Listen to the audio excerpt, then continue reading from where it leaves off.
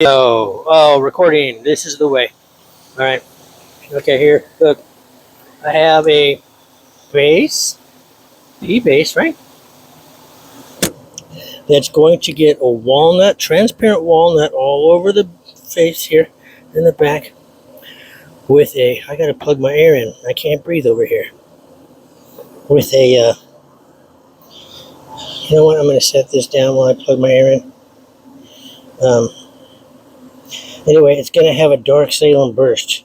Dark Salem is the color we use on two-tone and three-tone burst, the dark color. It's not black like everybody thinks. Anyway, but faded, which means the burst part is gonna, the sides will be black, well, dark Salem, and then the burst will be like 1 finger width. That's how a burst is. But the faded means it has a gradual fade towards the center. Same thing on that. I think it's gonna look cool. I've never done one like this. Anyway, maybe. Let me spin it because I got to make sure it's all within the camera eyeball. Whatever. I try to set things up. Doesn't work. Okay. I got walnut here in this gun. Walnut's a little different than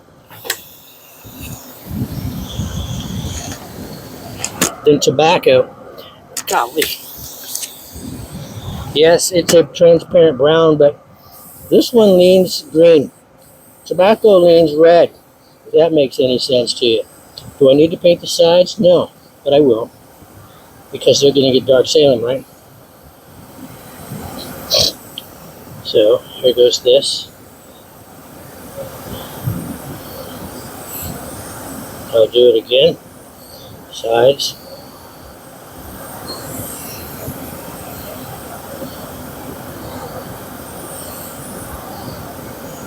There.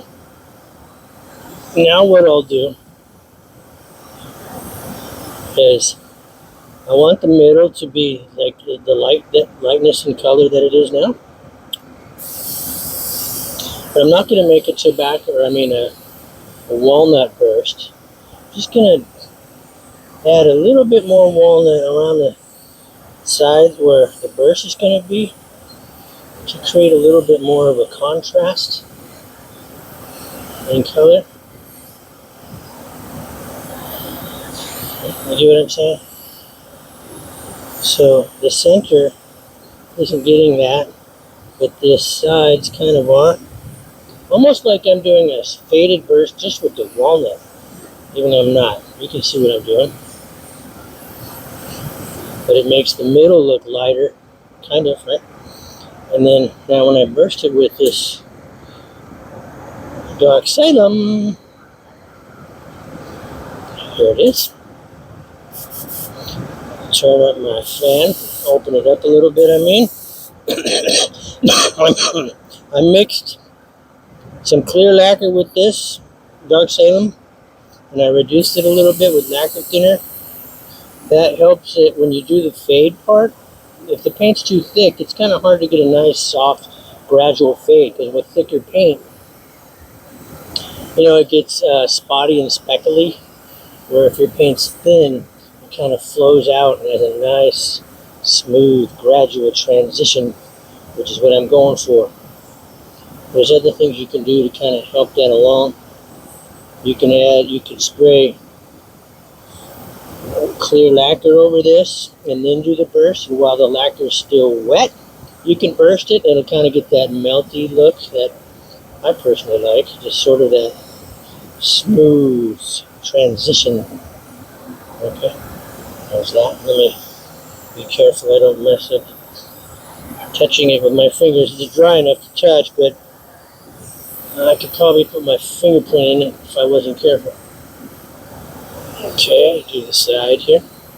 Dark Salem. This is just basically like a two-tone sunburst, except with, instead of the yellow shade that we would normally use, it's walnut.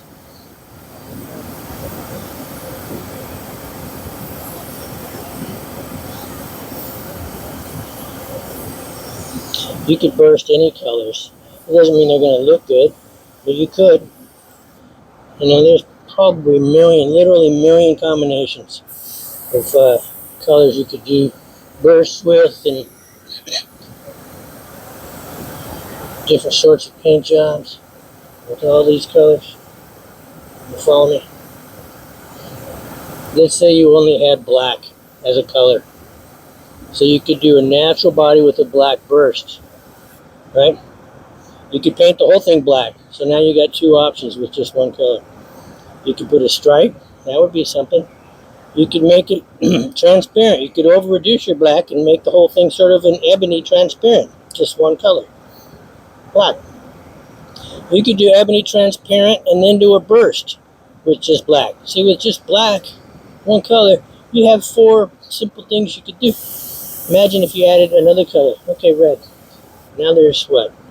4, 8, 16 different options with just two colors. Probably more if you get a little creative, you know.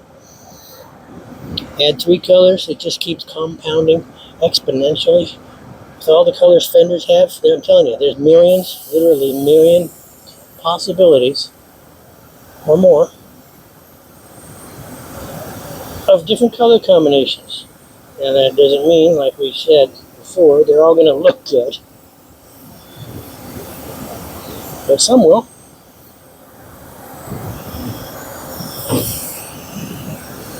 And that's just using fender colors. You could use, there's a billion colors out there you could do stuff with.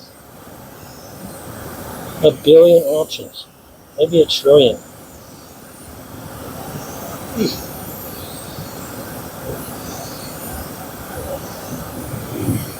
Alright, I think I've got the sides covered.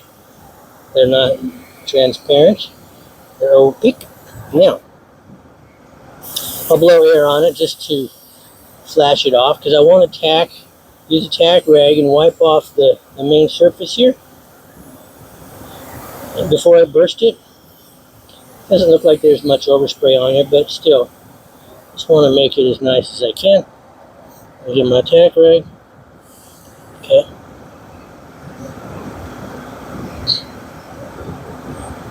Wipe it. Not using a lot of pressure when I do this, just kind of wiping in one direction.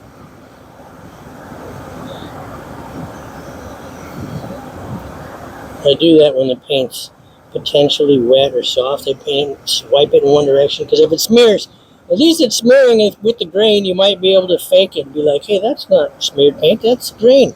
But if you go like, you're going to get a little weird ziggy zaggies. Anyway, stupid, right? Okay.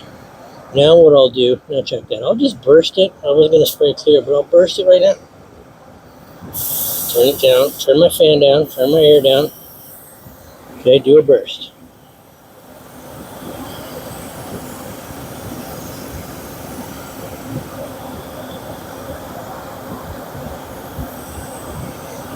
It's always the same thing with bursts. You can make it even if you just aim right on the edge, always. You go around and around, and if you want it to be wider, you just back up a little bit. Or you could even reduce your paint a little bit. Okay? But that way you get it even if you just always aim right on the corner there.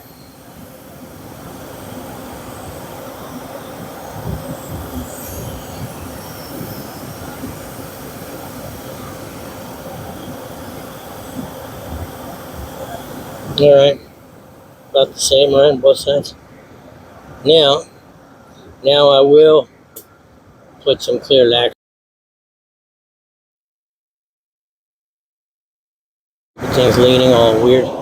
Get this gun out of the way. I don't want the autofocus to focus on the wrong thing. Alright, here goes my clear coat.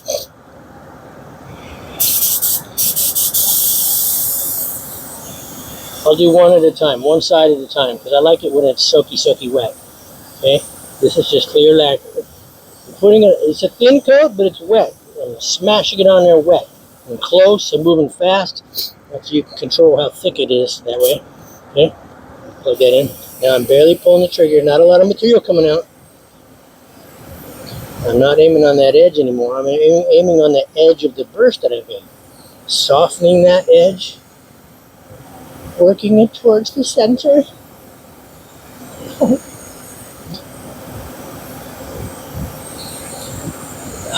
Look at that. I like it. Is that faded? I think so. I like it. Okay, look.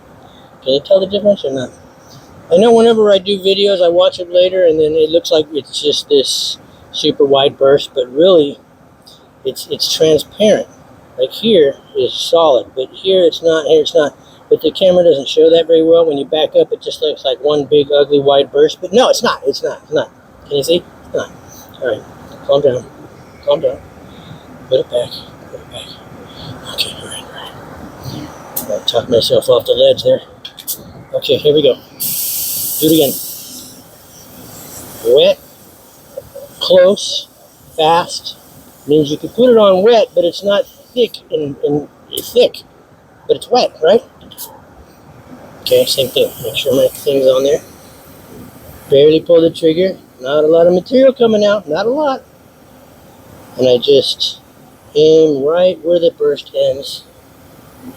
Back up a little bit, and that gives you that super soft, faded edge towards the center.